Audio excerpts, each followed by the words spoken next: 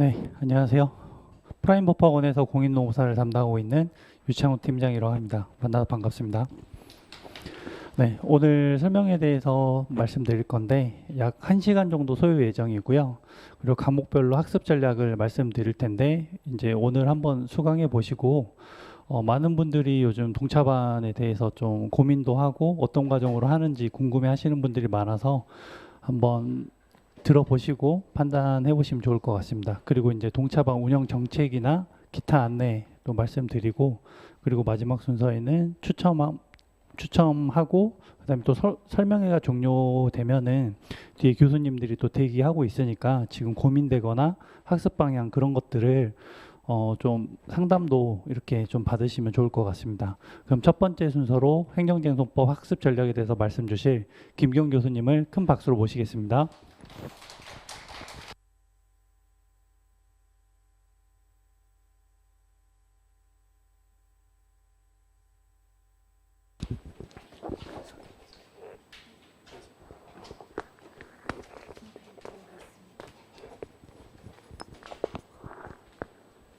저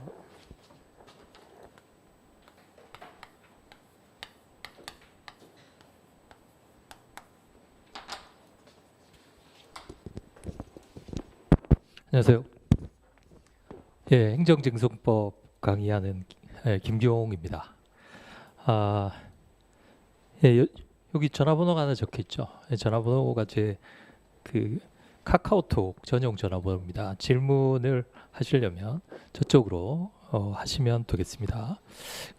혹시 강의 기획서 받으셨으면 강의 기획서를 보시면서 간단히 제가 설명을 해드리도록 하겠습니다. 먼저 첫 번째는 저는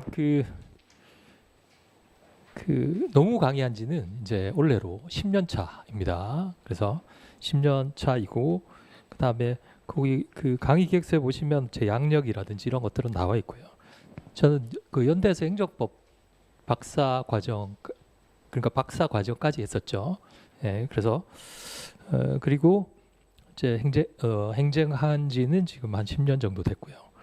그리고 두 번째는 제가 몇 가지를 설명을 드릴 텐데 뭐 저 말고도 다른 선생님들이 또 설명을 드리겠습니다만은, 첫 번째는 동차반, 동차라는 게 이제 한꺼번에 합격한다는 뜻이죠. 예, 1차와 2차가 한꺼번에 합격한다는 뜻입니다.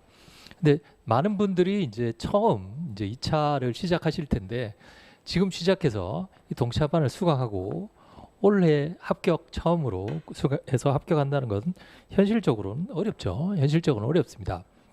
원래는 연기부터 3기까지 구성이 됩니다. 연기부터 3기까지 구성이 되는데, 그럼 여러분들이 지금 만약에 1차를 합격하셨으면 원래는 연기 강의를 들으셔야 되는데 왜 동차반 강의를 들으셔야 하는가? 그걸 제가 간단히 설명을 해드릴게요. 지금 연기 강의를 들으시려면 두 가지 중에 하나를 선택을 하셔야 되겠죠. 올해 시작되는 연기 강의, 9월 달부터 시작되는 연기 강의를 들으시거나, 아니면 작년에 진행된 연기 강의를 동영상으로 들으시거나 라고 해야 되겠죠. 그런데 이제 작년 강의를 들으시면 아무래도 좀 현장 떨어지겠죠. 떨어지기도 하고, 또 하나는 연기 대신에 동차반을 미리 들으셔야 하는 이유가 제가 생각했을 때는 선행학습에 있는 것 같습니다. 어차피 여러분들이 들으시면 연기를 다시 들으시거나 일기를 다시 들으실 텐데 지금 미리 한번 쭉 들어 놓으시는 거죠. 그러니까 이 역할이 가장 큽니다. 그러면 선생님 연기를 들으면 되지 않습니까? 라고 하시는데, 연기는 굉장히 천천히 진행됩니다. 천천히, 기본 개념부터. 그러나 동차반은 저뿐만이 아니라 다른 선생님도 마찬가지겠습니다만 중요한 테마 위주로 진행이 돼요. 그렇기 때문에 상당히 긴장감 있게 수업이 돌아간다라는 겁니다. 그래서 몇 가지는, 첫 번째는 이제 선행학습의 역할, 두 번째는 긴장감이죠. 긴장감, 굉장히 중요한 부분만 이렇게 찍어가지고 공부를 하게 되기 때문에. 그리고 또 하나는, 세 번째는 연기를 들으시는 것보다 동차를 미리 들으시면 일단은 2차 시험장에 들어갔을 때 자세가 좀 다르실 겁니다. 왜냐하면은 연기와 달리 동차반은 모의고사를 많이 봐요. 모의고사를 많이 보기 때문에 아무래도 연습을 많이 하게 되고, 그 다음에 전부 하는 것이 아니라 강약 조절을 해서 하기 때문에 분명히 그 안에서 최소한 60에서 70%는 나올 거예요. 그러면은 일단 거기 가서 아는 문제가 나왔기 때문에 써볼 수 있다는 게 그게 진짜 큰 경험입니다. 그거는 다른 모의고사만으로 얻을 수 있는 경험이 아니에요. 그래서 저는 동차반을 왜 들으셔야 하는가라고 했을 때 저는 이 세 가지. 첫 번째는 선행학습의 역할. 그 다음에 두 번째는 긴장감을 가질 수 있다는 거. 그리고 시험장에 들어가서 실제로 그냥 두리번 거리는 것이 아니라 실제로 열심히 한번 써볼 수 있다는 경험적인 측면. 그래서 이 세 가지가 중요하다고 생각을 합니다. 동차반을 들으셔야 하는 목적이 이렇게 세 가지라고 생각을 해요. 자, 두 번째는 제가 강의 계획서 설명을 드릴 텐데 강의 계획서는 첫 번째 페이지에 주된 것이 다 나와 있습니다. 저는 이제 8회 강의죠. 그래서 8회 강의에서 모든 쟁점을 다 할 수는 없습니다. 다 할 수는 없고 출제가 유력한 쟁점들만 추려서 하도록 하겠습니다. 원래는 연기는 14회입니다. 그러니까 14회 강의를 8회에 요약해서 하는 수밖에 없죠. 그렇기 때문에 적중도 높은 그런 테마별로 강의가 진행이 될 거고요. 그 다음에 두 번째는 모의고사를 세 번 제가 볼 겁니다. 세 번. 실제로 여러분들은 시험장에서는 100분이지만 저는 50분, 그러니까 하프 모의고사죠. 하프 점수 모의고사를 세 번 볼 텐데 제가 직접 채점을 해드립니다. 이게 굉장히 중요합니다. 왜냐하면은 법학 답안지를 안 써보신 분들이 대부분이죠. 근데 어떻게 법학 답안지가 구성이 되는지 그게 틀을 잡아야 돼요. 틀을 수필처럼 쓰면 안 됩니다. 그래서 과목별로 답안지를 쓰는 요령이 있어요. 그 요령을 제가 채점을 하면서 그 채점된 답안지에다 써드려요. 이건 이렇게 하시라, 이건 이렇게 하시라. 요거는 띄우고, 요거는 붙이고. 아시겠죠? 그래서 제가 실강반하고 온라인 첨삭반은 제가 채점을 해드릴 겁니다. 그 다음에 세 번째는 매회 기출문제 과제를 내드릴 겁니다. 기출문제. 과제라는 건 뭐냐? 문제를 내드리는 것이 아니라 문제도 내드리고 해설도 내드릴 거예요. 문제와 해설을. 그러면 문제와 해설을 받아서 어디다 씁니까? 집에 가서 필사를 하세요. 아시겠죠? 본인이 똑같이 써보는 거예요. 실제로 답안지처럼. 그러니까 실제로 이것은 시험은 아니지만 답안을 쓰는 연습이 되도록. 그러니까 매회. 그러니까 첫날은 없어요. 첫날은 없는데 둘째 날부터 2회부터 계속 제가 그러면 여러분들은 실질적으로는 시험 3번 그 다음에 필사를 7번 정도 그러니까 10번 정도 답안지를 그 정도 써보시면 실제 시험장에 가서서 써보실 수 있어요. 아시겠죠? 한번 해볼 만하다라는 겁니다. 그러니까 두리번 거리지 않으셔도 된다라는 얘기죠. 예, 그래서 그렇게 세 가지가 특징이고요. 오른쪽 위에 보시면 그 QR코드가 있는데 첫 번째 거는 질문입니다. 그래서 질문 이 전화번호하고 똑같아요. 질문. 그 다음에 두 번째는 오픈 카톡방입니다. 오픈 카톡방에다가 제가 앞으로 동차반 오픈 카톡방을 만들어 놨어요. 그래서 여러분들이 진행하실 때 질문은 제가 질문방에서 받고요. 이 오픈 카톡방에서는 뭘 하느냐 하면 공지사항 있죠. 공지사항 또는 중요한 파일들 올려드립니다. 그리고 근데 이제 오픈 카톡방 같은 경우에는 들어갔다 나갔다 하실 수 있잖아요. 그렇죠? 하실 수 있기 때문에 자료는 제일 오른쪽에 구글 드라이브에 올려드려요. 아시겠죠? 그래서 지금 올려놨습니다. 예를 들면 여러분들이 이제 2차 시험을 하시려면 법전을 사셔야 되는데 법전이 필수입니다. 근데 행정쟁송법 법전은 제가 파일로 올려놨습니다. 이 구글 드라이브에 가시면 그래서 법전을 다운로드 받아서 보실 수가 있어요. 그래서 그렇게 되어 있고 그 다음에 꼭 제 동차반 강의를 들으시려면 꼭 하셔야 될 것이 제일 마지막에 나와 있는 4번입니다. 여기 인문특강이 4강이에요. 4강 아시겠죠? 한 6시간 정도. 인문특강하고 두 번째는 답안작성법 특강. 이거는 강의가 하나입니다. 50분짜리 하나예요. 꼭 들으셔야 됩니다. 이거는 꼭 듣고 오셔야지만 동차반 강의를 이해를 하실 수가 있어요. 아시겠죠? 한번 들어보시면 처음에 한번 들어보시면 좀 이해가 안 되실 수도 있습니다. 이건 뭐 뜬구름 잡는 얘기가 그러시면 한번 더 들으세요. 무료이기 때문에 아시겠죠? 꼭 듣고 오셔야 됩니다. 요 준비하실 것은 이거 두 가지밖에 없어요. 그 다음에 그 강의 계획서 두 번째 페이지에 보시면 책은 거기 강의 시간 같은 건 나와 있고요. 강의 교재는 그 24년도에 나온 행정쟁송법이라고 쟁점 정리라고 아주 얇은 책이 있습니다. 페이지는 185페이지예요. 이 강의 교재가 1기하고 2기 강의 교재입니다. 1기, 2기. 아시겠죠? 그래서 저희는 기본서를 뛰어넘고 1기, 2기 강의 교재로 바로 들어가는 거죠. 예. 한 50 몇 50개가 됩니다. 쟁점이 50 몇 개가 되는데 그 중에서 제가 봤을 땐 한 30여 개, 25개에서 30개 사이 정도를 저희가 강의를 할 겁니다. 그래서 강의 교재가 필요하고요.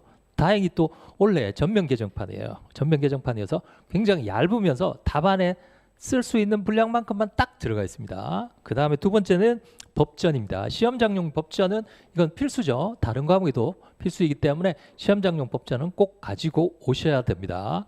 혹시 파일로 갖고 계시기를 원하시는 분들은 거기 QR코드 가시면 거기에 법전 파일 올려놨어요. 그 다운로드 받아가셔가지고 뭐 이렇게 들고 다니셔도 상관없습니다.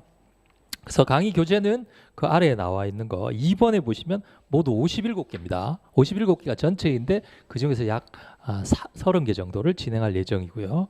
그 다음 페이지에 보시면 시험은 이렇게 3번 진행을 합니다. 3회, 5회, 7회 이렇게 진행을 해요. 그래서 시험 답안지 중에서 꽤 잘된 답안지 같은 경우에는 제가 아까 말씀드린 오프카통과 같은 데 올려드려요.